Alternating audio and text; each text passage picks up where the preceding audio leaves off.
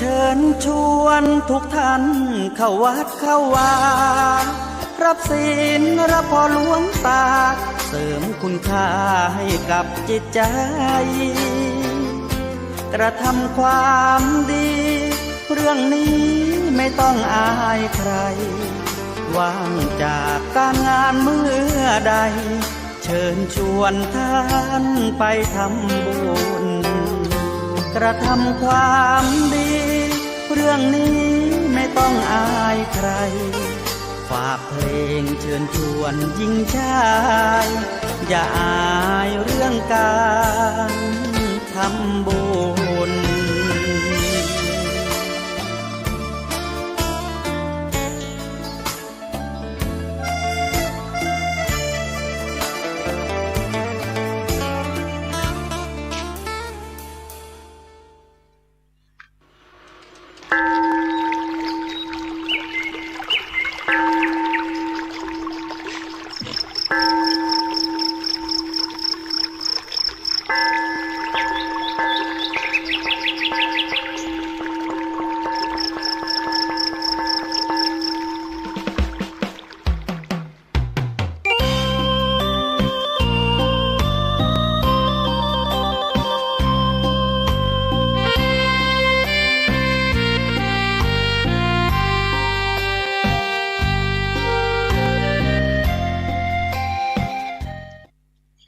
ถวายความเคารพ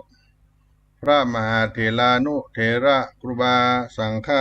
เจ้าทั้งหลายจุตนจุองค์เจริญสุขเจริญธรรมบังเกิดมียังสาธุชนพุทธบริษัททั้งหลายที่ได้สดับรับฟัง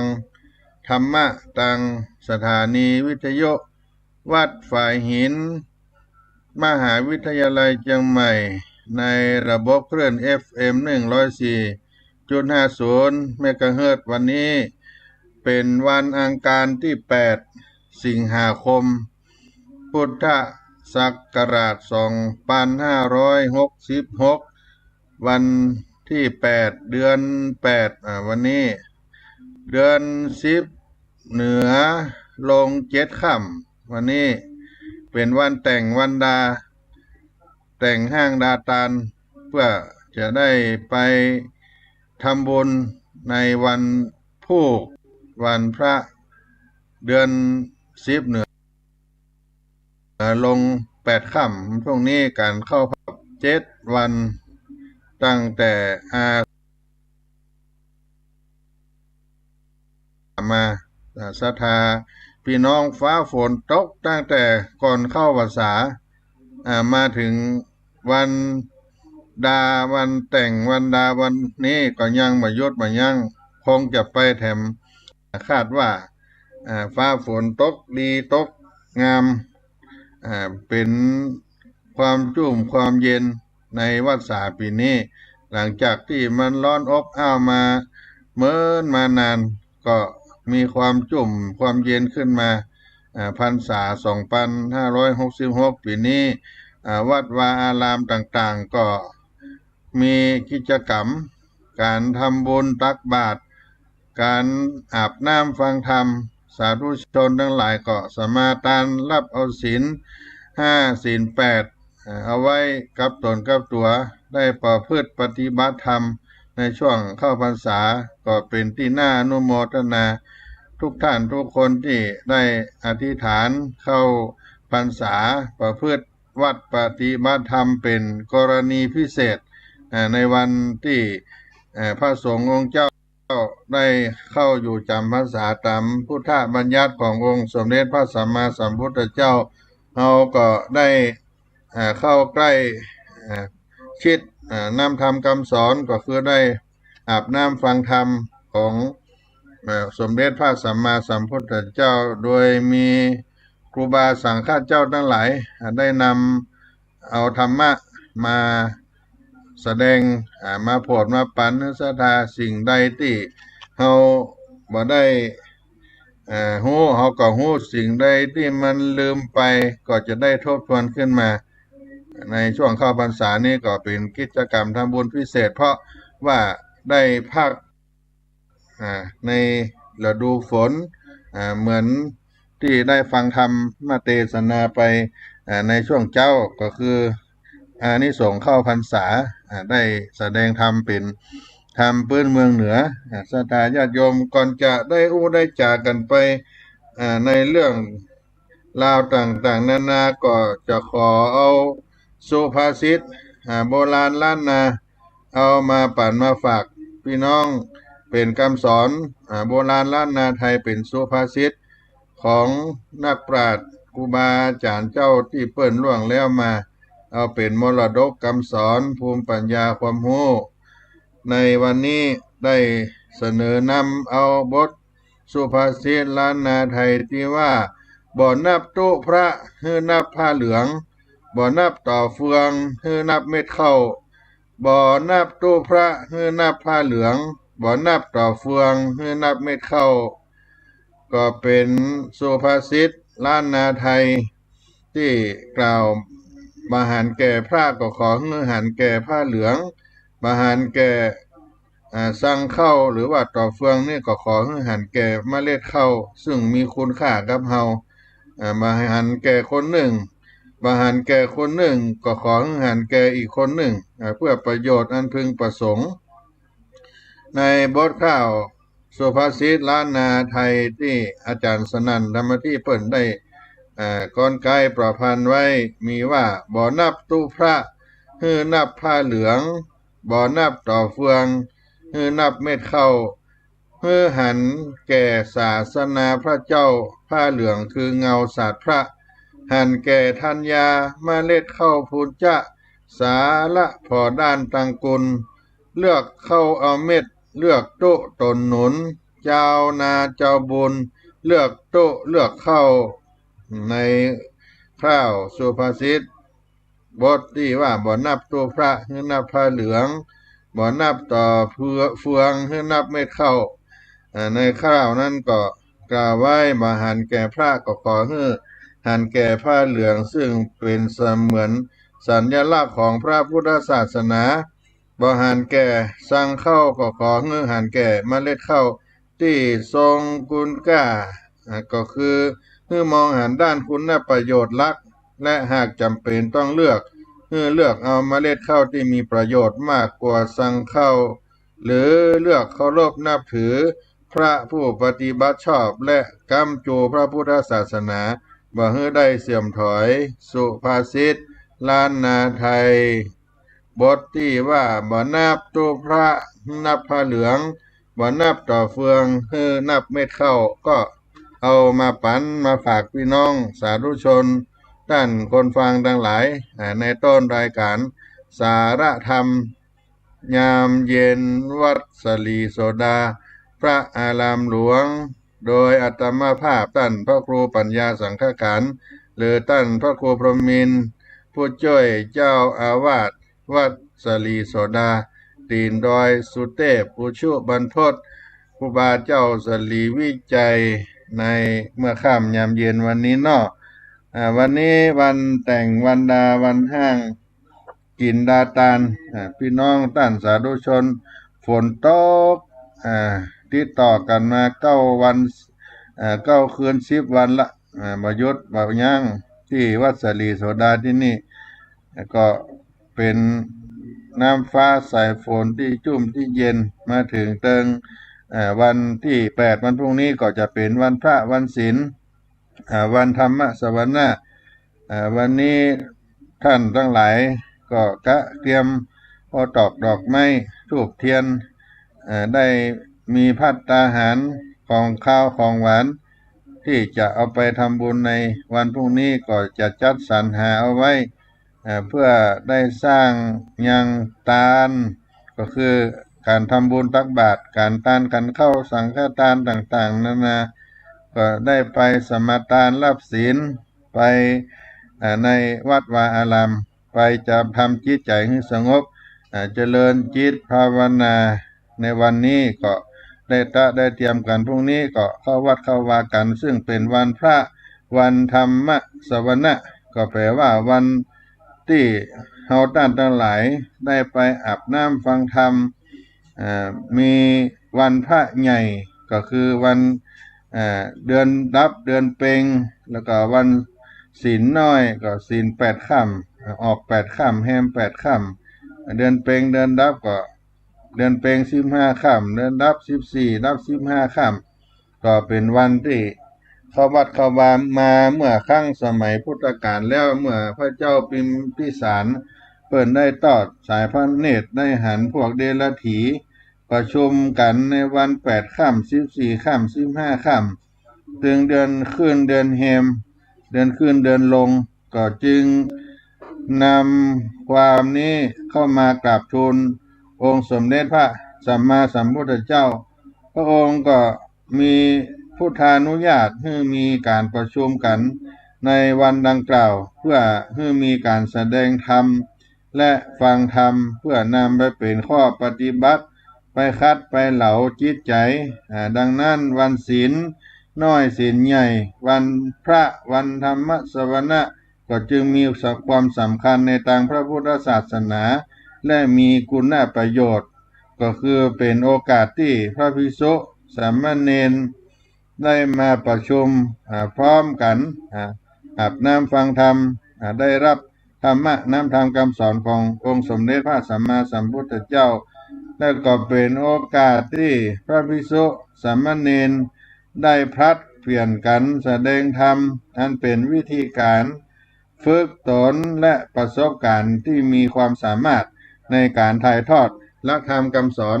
เพื่อเป็นกำลังใจ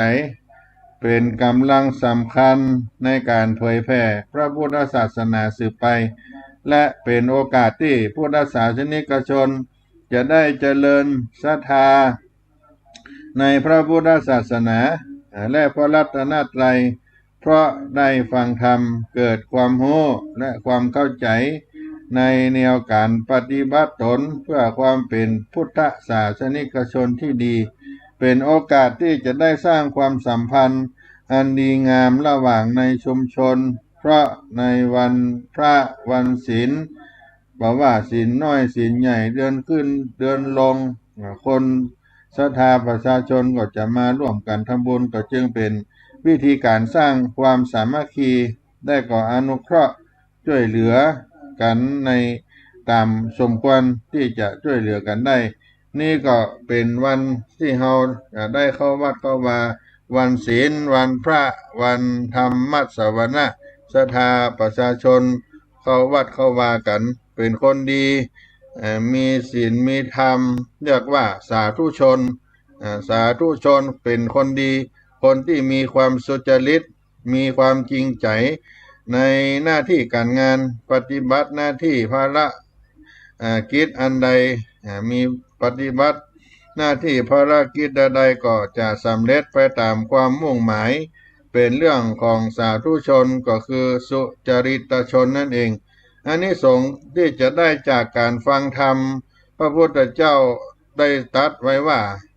อานิสงส์ที่จะได้จากการฟังธรรมพระพุทธองค์ก็คือองค์สมเด็จพระสัมมาสัมพุทธเจ้า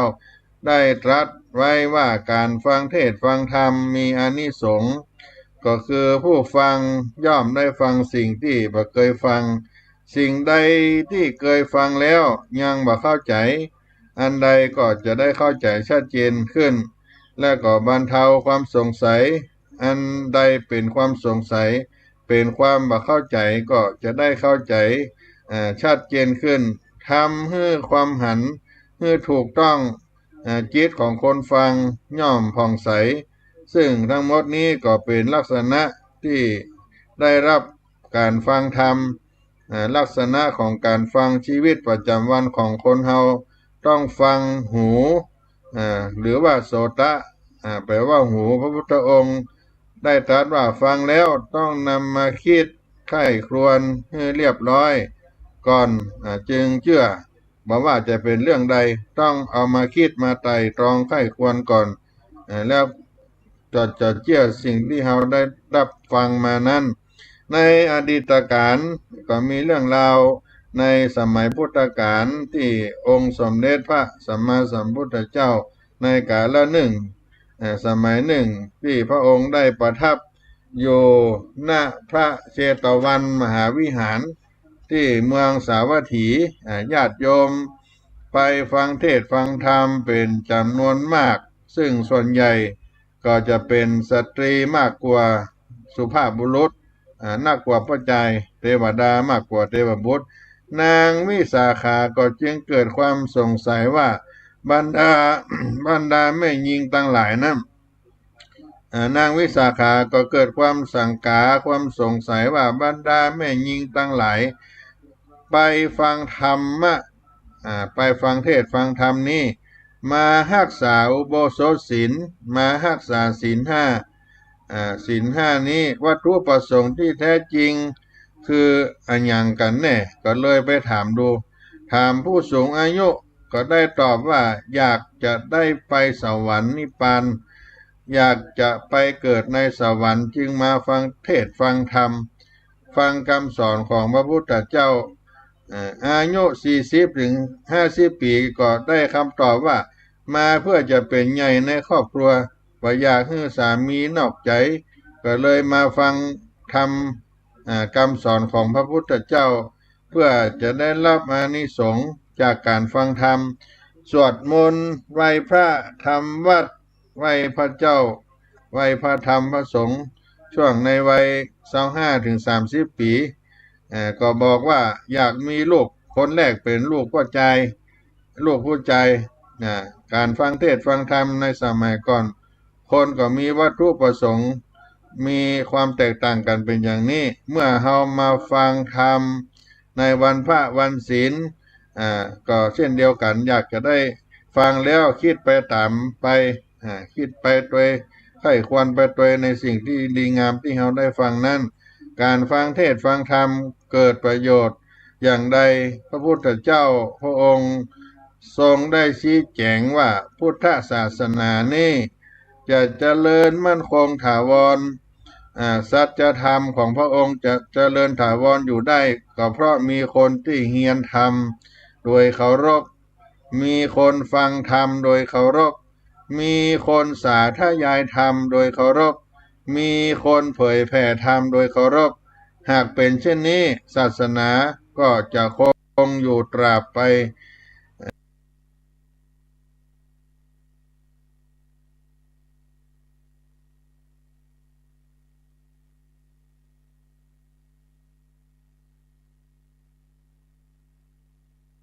ถาวรมั่นคง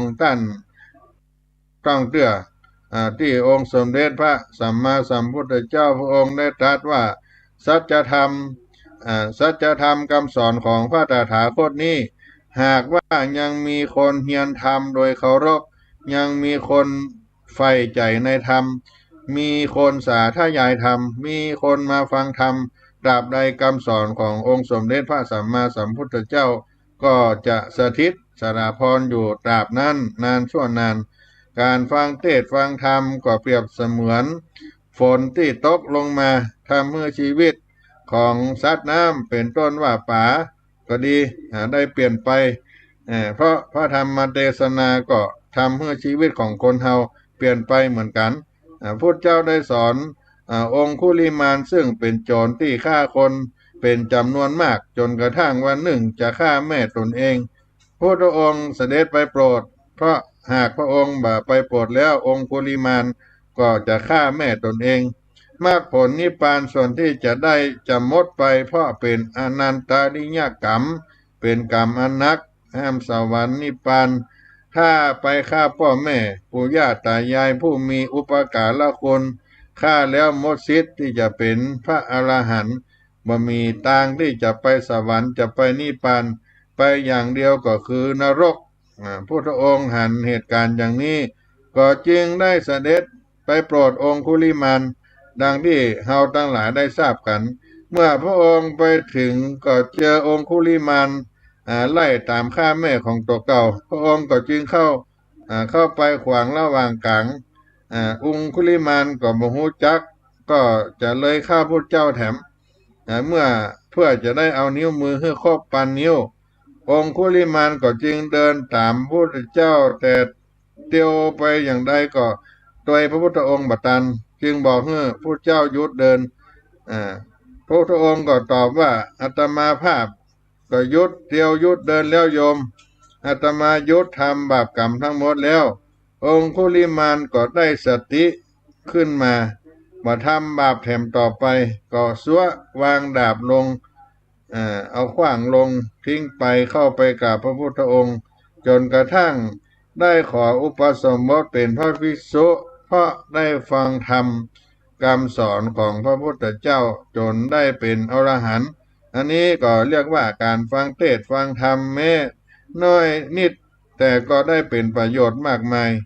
การคบมิตรในทางที่ดีที่ถูกบอกว่าท่านสาธุชนจะอยู่ในวัยใดก็ตามก็คงผ่านชีวิตมามากมายทางอีสานเปิ้นมีคำกล่าวว่าคนใจซาม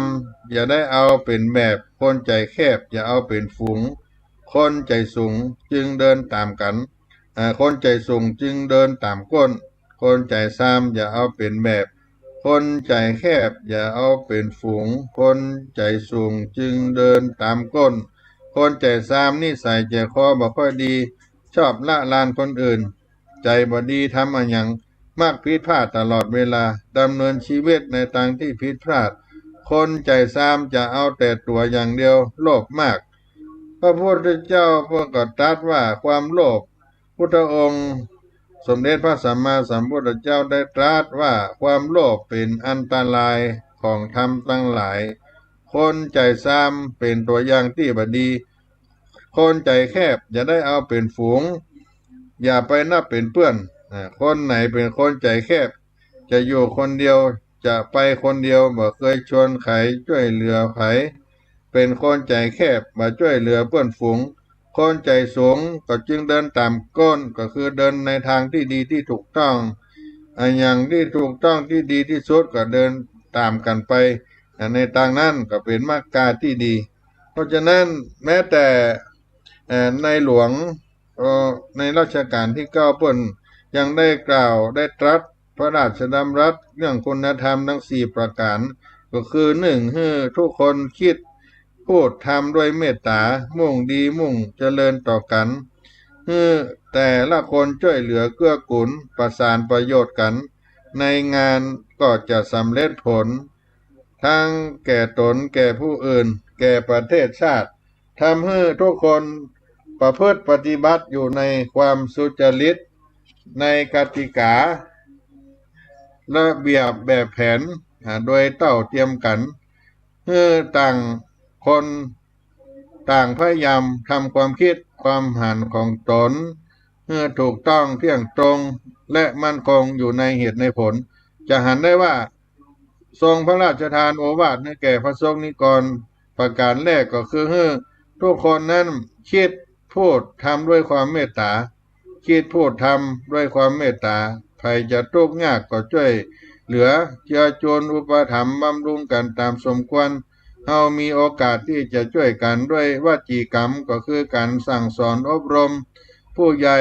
แนะนำละอ่อนแนะนำให้เด็กสั่งสอนให้เด็กสอนละอ่อนอย่างเช่นการเล่นการพนันจะเกิดความเสียหายจะต้องช่วยกันสอน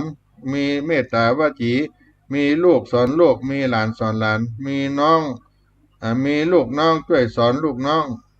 นี่เป็นประการที่1ประการที่2ที่แต่ละคนช่วยเหลือเกื้อกูลกันในงานตั้งแก่ตนเองผู้อื่นและก็ประเทศชาติพระพุทธศาสนาเรียกว่าลาภะสิ่งที่ได้มาปัจจัยที่ได้มาจากภาษีของประชาชนเอาเงินจำนวนนี้ไปทนุบำรุงชาติบ้านเมืองอย่ากอบกวยใส่ตนเองเพราะอย่ากอบกวยใส่ตนเองประการที่2นี้และประการที่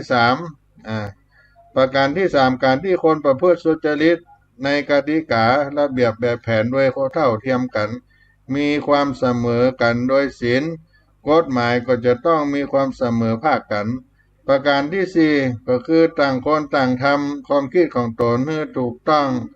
และก็เที่ยงตรงอยู่ในเหตุผลหากการคิดจิตใจอยู่ในทางที่ดีที่เจริญยังมีพร้อมในกายในใจของคนไทยก็มั่นใจว่าประเทศไทยจะดำรงมั่นคงอยู่ตลอดไปพระพุทธศาสนาเรียกว่าทิฏฐิสัมมัญญตา ก็คือทฤษฎีต้องมีความหันอันเป็นหนึ่งเดียวกันต้องมีความหันไปทางเดียวกันจะทำอันใดก็แล้วแต่จะต้องมีความคิดความหันไปในทางเดียวกันเพราะฉะนั้นธรรมะของพระพุทธองค์นั้นเป็นสิ่งที่มีประโยชน์มากมายก่ายของเราเกิดมาเป็นคนไทยบอกควรตั้งอยู่ในความประมาทมีพระพุทธศาสนาเป็นหลักอย่าตั้งในความประมาทเป็นเหตุให้เสียหลายอย่าง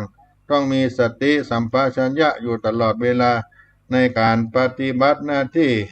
ตั้งแต่เราตื่นขึ้นมามืนตาขึ้นมาดูโลกจนเราหลับเรานอนก็ต้องมีสติบ่ประมาทในวัยบ่ประมาทในชีวิตในความเป็นอยู่ที่พระสัมมาสัมพุทธเจ้าพระองค์ได้ตรัสว่าความประมาทเป็นทางแห่งความตายพระพุทธศาสนาสอนในเรื่องความไม่ประมาทในชีวิตในวัยในความเป็นอยู่ต้องปฏิบัติธรรมอยู่ตลอดเวลามีสติสัมปชัญญะอยู่นั่นเองเพราะฉะนั้นถ้าเราปฏิบัติธรรมอย่างสม่ำเสมอก็จะมีความอดทนอดกลั้นเป็นข้าราชการบ้านเมืองก็ต้องมีความรับผิดชอบต่อหน้าที่ที่ด้วยความไม่ประมาทบ่เผลอเรอบ่เฮ้อเกิดความผิดพลาดขึ้นมาได้พระองค์ก็คือพระพุทธเจ้านั้นพระองค์แม้จะปรินิพพานก็ทรงได้ตรัสพระสัมมาสัมพุทธเจ้าตอนที่พระองค์จะปรินิพพานได้ตรัสเป็นใจความว่าภิกษุทั้งหลายเราขอเตือนพวกเธอทั้งหลายว่าสังขารทั้งหลายมีความสิ้นไปมีความเสื่อมไปเป็นธรรมดาขอให้พวกเธอทั้งหลายจงทำประโยชน์ตนและประโยชน์ของบุคคลอื่นให้ถึงพร้อมสมบูรณ์ด้วยความไม่ประมาทด้วยความไม่ประมาทเถิดนี่เป็นคำที่พระพุทธองค์ได้ตรัสถึงความไม่ประมาทถึงความเสื่อมสิ้นสลายไปแล้วแต่ก็ขอให้ทำประโยชน์ตนเองด้วยประโยชน์ของผู้อื่นด้วยให้สมบูรณ์พุทธเจ้าได้ตรัสได้สอนว่าให้สอนในการทำที่บดีบงามและเป็นสิ่งที่ให้ทำอย่างใดอย่างหนึ่งในชีวิตของเราขอให้ทำเป็นประโยชน์ต่อตนเองเป็นประโยชน์ต่อผู้อื่นให้สมบูรณ์บ่ให้สอนให้ทำประโยชน์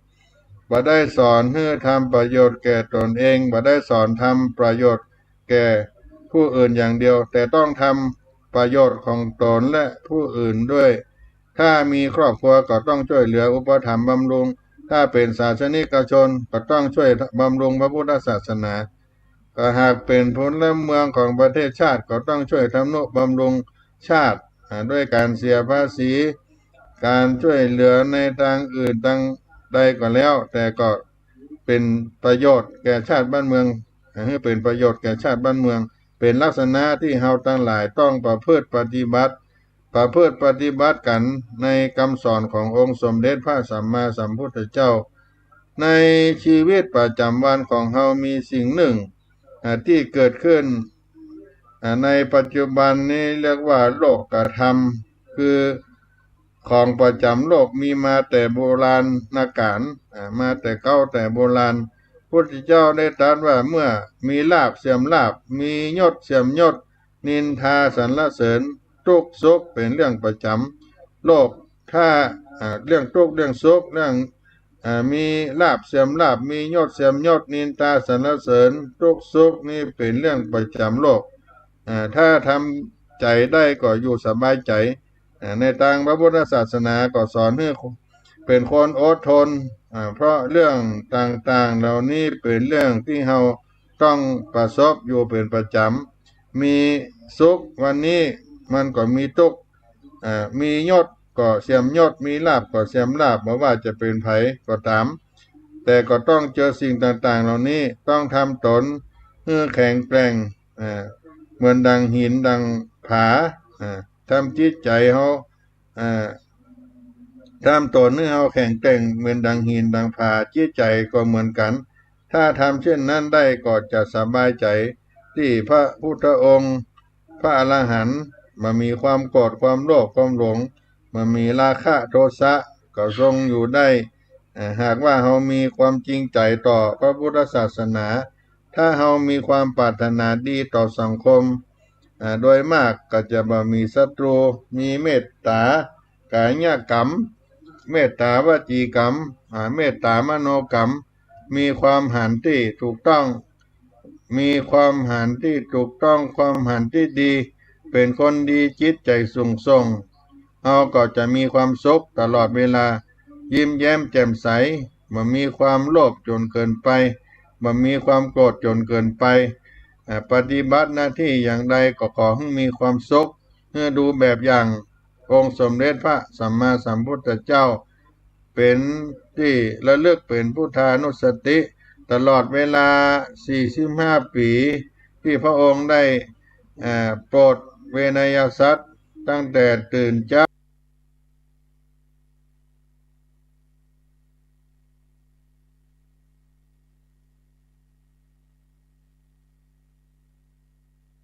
มาพระองค์ก็บิณฑบาตการเดินแก่ญาติโยมเมื่อค่ำก็จะสอนโอวาทเมื่อภิกษุตลอดระยะเวลา45 ปีพระองค์ก็ทำอย่างนี้ตื่นมาก็ไปโปรดบิณฑบาตญาติโยมไป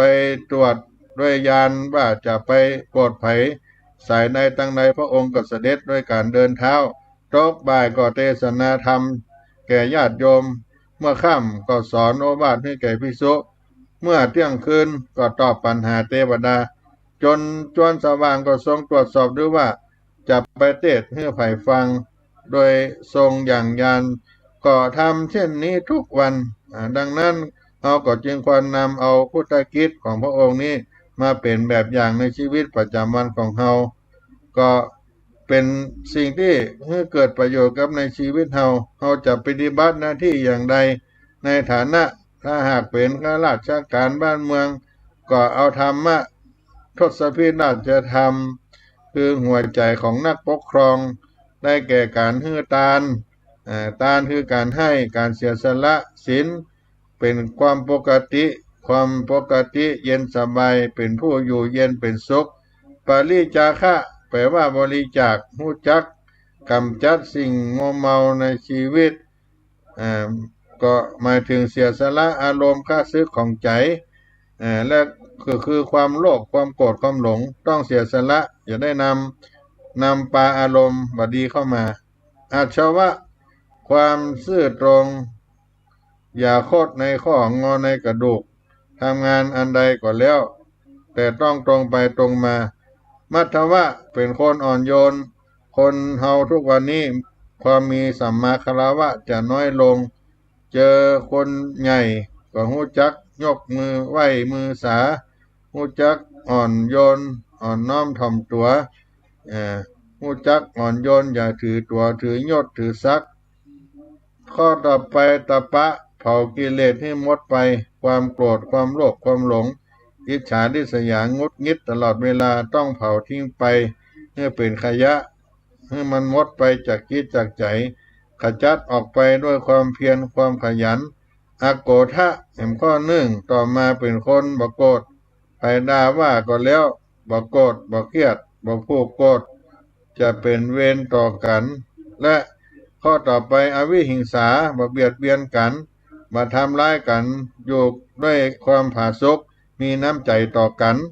มีความเอื้ออาทรกันบ่เบียดเบียนซึ่งกันและกันและข้อต่อไปขันติเป็นคนมีความอดทนต่อความลำบากตรากตรำทนต่อความเจ็บใจอวิโลทนะอย่าให้เคลื่อนก็คืออย่าให้มีพิรุธจากวัดปฏิบัติอย่าผิดพลาดด้วยเคลื่อนจากสิ่งที่ดีงามก็เป็นธรรมะของคนดีก็คือสาธุชนก็คือได้ไปฟังธรรมได้ธรรมะได้รับธรรมะเป็นประโยชน์เมื่อเกิดกับตัวตนของเฮาเมื่อเกิดในชีวิตประจำวันของเฮาช่วงเข้าพรรษานี่ญาติโยมทั้งหลายได้มีโอกาสอาบน้ำฟังธรรมเป็นกรณีพิเศษก็สร้างบุญสร้างกุศลกับตัวเองให้เป็นมงคลกับชีวิตในตัวเก่าก็ได้นำเอามามาจ๋า เอามาฝากกันในเบื้องต้นรายการนี้ก็จะพักกันสักกรรมได้รับคีตธรรมจากเสียงธรรมวัดสลีโสดาพระอารามหลวงจังหวัดเชียงใหม่โดยท่านพระครูปัญญาสังฆการก่อนน้อ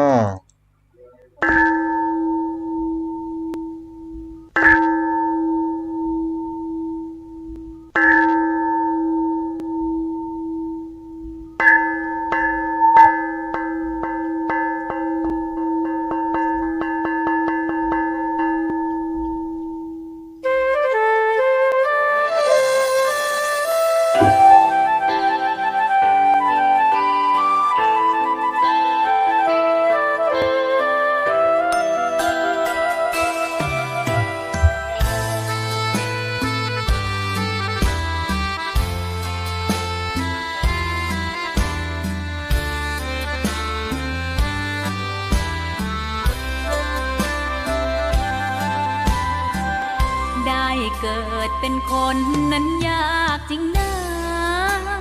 เพราะพุทธศาสนายิ่งแสนยากเย็น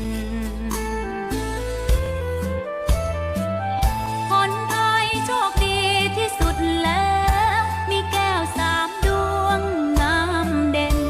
มีวัดซึ่งเป็นนาบุญยิ่งใหญ่มีศาสนาพุทธประจำชาติไทยอยากหล่ออยากสวยเราต้องรักษาศีลอยากมีอันจะกินต้องหมั่นทำบุญทำทานเอาไว้เข้าวัดสวดมนต์ฝึกฝนสติ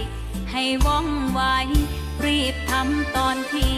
เราทำเองได้อย่ารอจนตายถึงเข้าวัดว่าเข้าวัดยามเป็นจะได้เห็นแต่น้ำใจเข้าวัดยามตายจะได้เห็นแต่น้ำตาก่อนจะสายเกินขอเชิญมาใช้ชีวิตให้คุ้มค่าเจริญทานศีลภาวนาสั่งสมบารมีไว้ทำบุญตอนที่ยังมีชีวิตย่อมดีกว่ารอเขาอุทิศบุญให้อย่ามัวหลงเพลินเดินห่างวัดตัวอย่างชัดๆมีมากมายเข้าวัดตอนตายสายเกินแก้กรรม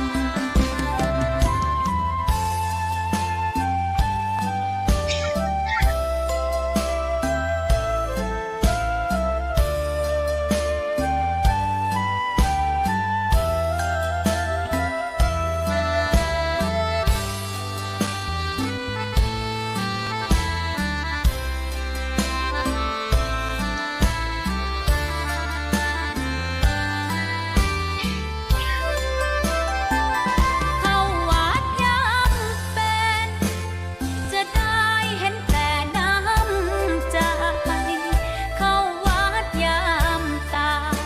จะได้เห็นแต่น้ำตาก่อนจะสายเกินขอเชิญมาใช้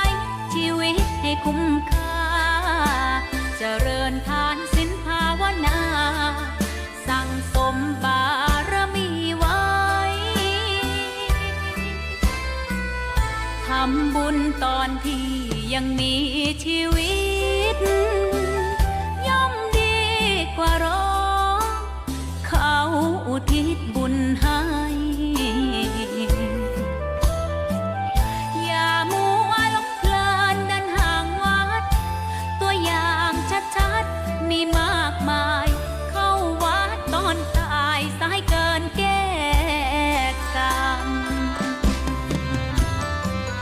เข้าวัดยามเป็นผลบุญหนุนนำเข้าวัดยามเป็น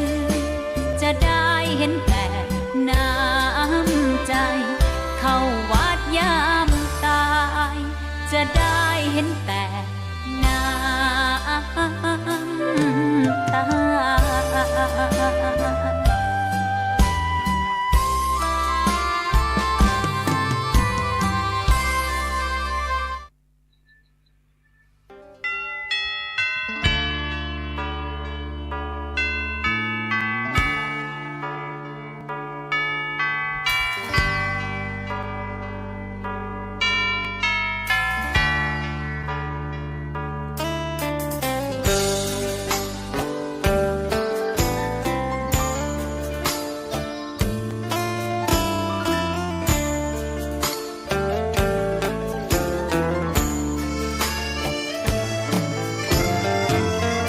เชิญชวนทุกท่านเข้าวัดเข้าวาฟังธรรมะจากหลวงตา เสริมชีวาให้สุขสดใส ยึดมั่นหลักธรรมคำสอนไว้ให้ขึ้นใจ ความดีรีบทำกันไว้ หญิงชายอย่าได้นายนี้ เชิญชวนทุกท่านเข้าวัดเข้าวาทำบุญด้วยจิตศรัทธาผลบุญพาให้เราสุขทีจะทำการใดนำใช้ในสิ่งดีดีทำบุญให้ทานวันนี้ ไม่มีใครว่าใครชัง สมัยก่อนประทับใจปู่ย่าตายาย วันพระไม่เคยเบื่อหน่ายจำได้ไม่ลืมสักครั้ง เหตุใดวันนี้ มีคนเข้าวัดน้อยจัง อยากให้เหมือนก่อนอีกครั้ง ฝากความหวังกับคนรุ่นใหม่ เชิญชวนทุกท่านเข้าวัดเข้าวารับศีลรับพรหลวงตา เสริมคุณค่าให้กับจิตใจ กระทำความดี เรื่องนี้ไม่ต้องอายใคร ว่างจากการงานเมื่อใด เชิญชวนท่านไปทำบุญ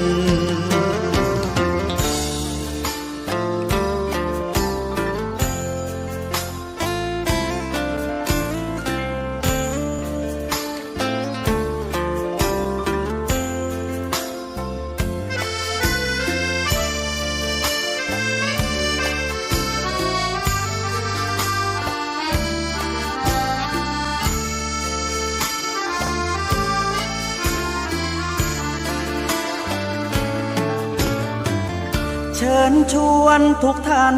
เข้าวัดเข้าวารับศีลรับพรหลวงตา เสริมคุณค่าให้กับจิตใจ กระทำความดี เรื่องนี้ไม่ต้องอายใคร ว่างจากการงานเมื่อใด เชิญชวนท่านไปทำบุญ กระทำความดี เรื่องนี้ไม่ต้องอายใคร ฝากเพลงเชิญชวนหญิงชาย อย่าอายเรื่องการทำบุญ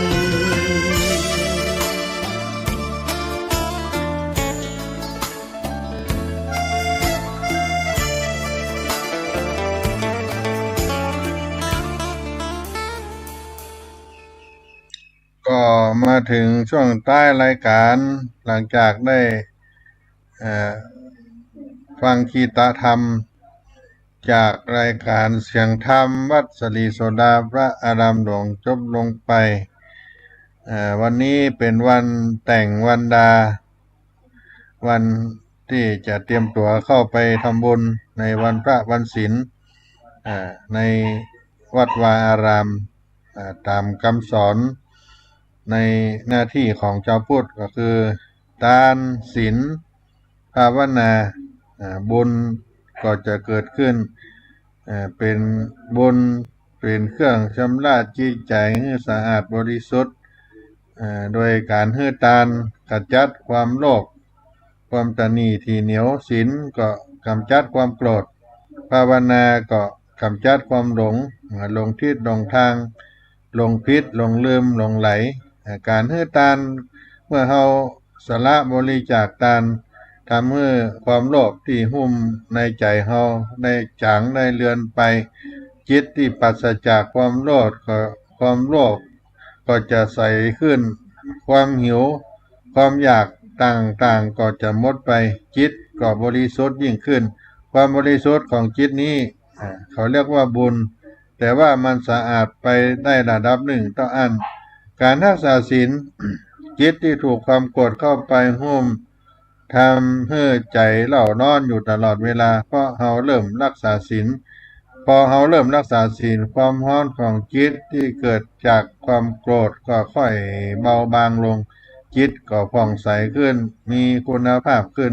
บุญที่เกิดจากการรักษาศีลก็บริสุทธิ์เพิ่มขึ้นกว่าการให้ทานการเจริญภาวนาจิตที่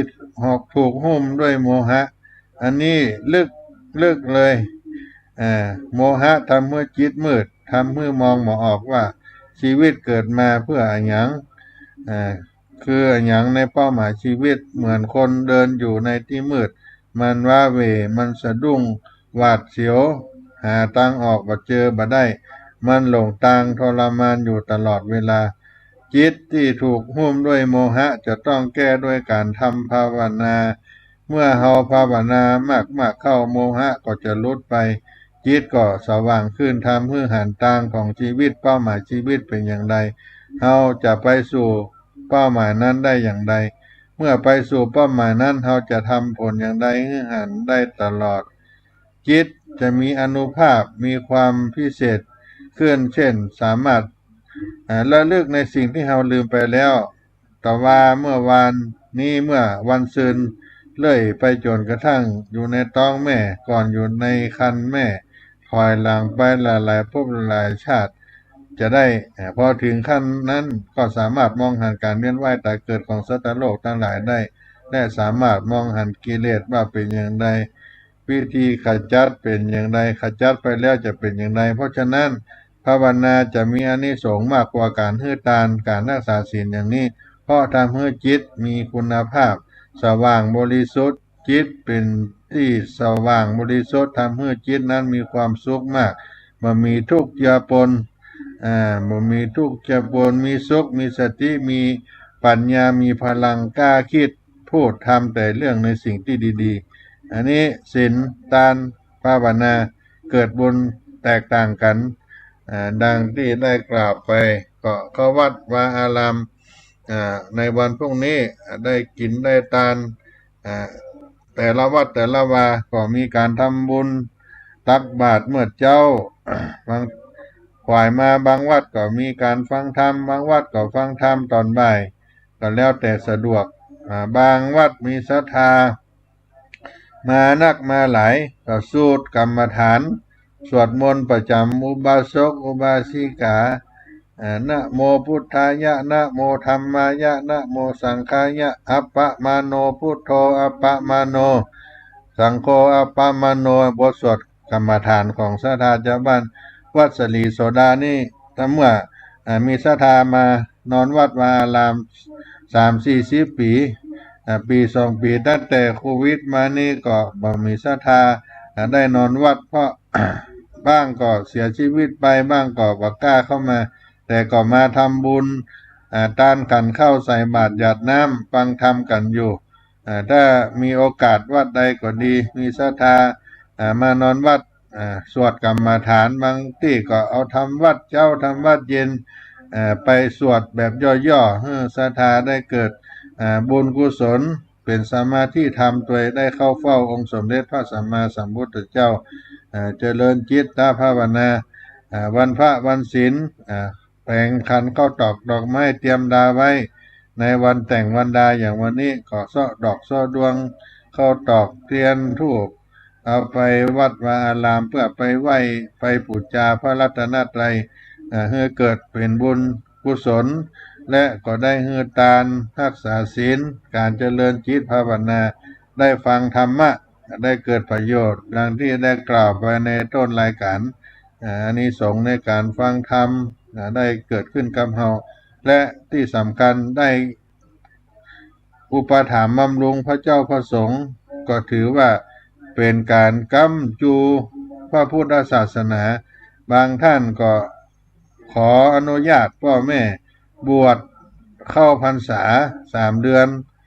เพื่อได้ปฏิบัติธรรมแสดงความกตัญญูต่อผู้มีพระคุณต่อพ่อต่อแม่ดังที่ได้กล่าวในธรรมอานิสงส์เข้าพรรษาที่พระเจ้าปิมพิสารได้ถามพระพุทธองค์จะประพฤติปฏิบัติอย่างไรก็มีการรักษาศีล5เป็นเบื้องต้นพระสงฆ์ขึ้นก็เป็นศีล8ได้ไหว้พระนบธรรมบางท่านก็สละตนเข้าบวชในพระพุทธศาสนาเพื่อประพฤติปฏิบัติธรรมโปรดพ่อโปรดแม่เป็นการแสดงความกตัญญูเป็นบุญเป็นกุศลในช่วงเข้าพรรษานี้จะมีอานิสงส์ทำให้เราได้บุญได้กุศลเพราะได้ประพฤติปฏิบัติกันอย่างเข้มข้นพระสงฆ์องค์เจ้าเพิ่นก็ได้อยู่เข้าพรรษาอยู่เป็นที่เป็นทางว่าได้ จาริกไปที่ไหนทางใดเป็นบุญที่ได้ประพฤติปฏิบัติกันมาเพราะฉะนั้นวันพรุ่งนี้วันศีลวันพระไปวัดไปวากันเนอะศรัทธาทางวัดสลีโสดาพระอารามหลวงถ้าหากท่านใดมีโอกาสจะมาร่วมบุญทำบุญเข้าพรรษาวันศีลวันพระก็น้อมเชิญได้ที่ศาลาสี่สมเด็จศาลาสี่สมเด็จหลังใหญ่ที่อยู่ติดกับพระอุโบสถก็จะเป็นที่ประพฤติปฏิบัติทำบุญเทศกาลเข้าพรรษาของวัดสลีโสดาพระอารามหลวงกันทุกปีเพื่อได้เปิดโอกาสให้สาธุชนคนดีทั้งหลายได้มีโอกาสทำบุญโดยปกติแล้วพระภิกษุสามเณรวัดสลีโสดาก็ออกบิณฑบาตทุกเช้าตั้งแต่เวลา6 โมงเป็นต้นไปที่ขวางครูบาเจ้าสลีวิจัยวัดสลีโสดาไปถึงหน้ามหาวิทยาลัยเชียงใหม่ก็กราบขึ้นมาวัดญาติโยมก็มารอใส่บาตรหยาดน้ำก็เป็นถนนสายบุญสายวัฒนธรรมมาโดยตลอดแต่ว่าทุกวันพระวันศีลเราจะเข้าวัดเพื่อเป็นความสามัคคีหมู่คณะได้มาปะมาพบกันปีหนึ่งพรรษาหนึ่งบางท่านก็เสียชีวิตไปบางท่านก็มาใหม่ได้หันหน้าหันตากันก็เกิดความสมานสามัคคีในวัดวาอารามในชุมชนได้ช่วยกันคิดกันทำได้พัฒนาวัดวาอารามให้เจริญงอกงามไพบูรย์เป็นการค้ำจูอุดหนุนพระพุทธศาสนาภายจะมาตานวัดสลีโสดาพระอารามหลวงก็ตั้งแต่6 โมงเช้าเป็นต้นไปโดยประมาณถึง8 โมงก็เป็นการทำบุญเพื่อทานขันเข้าตักบาตรโอกาสถวายทานถวายพระตาหารเจ้าเป็นพิธีกรรมที่ได้ทำกันหมู่คณะพร้อมหน้ากันก็น้อมเชิญได้เนอะวันนี้สาระธรรมเสียงธรรมวัดสลีโสดาก็ขอปันโจกปันใจให้พี่น้องท่านคนฟังทั้งหลายได้อยู่เย็นเป็นสุขให้ได้อยู่กำจูวราพุทธศาสนาประใจท่านใดอยากจะทำบุญกินทานที่วัดสลีโสดาอยากจะสอบถามในการทำบุญเพื่อทานก็โทรติดต่ออาตมาภาพก็ได้061-178-5839 เป็นเบอร์โทรท่านพระครูปัญญาสังฆการติดต่อสอบถามได้วันนี้ขอความสุขความสดดีจงมีแก่พี่น้องคนฟังทั้งหลายทุกผู้ทุกคนยัตตาโลธรรมาวัฏันติอายุวันโนสุขังปะลัง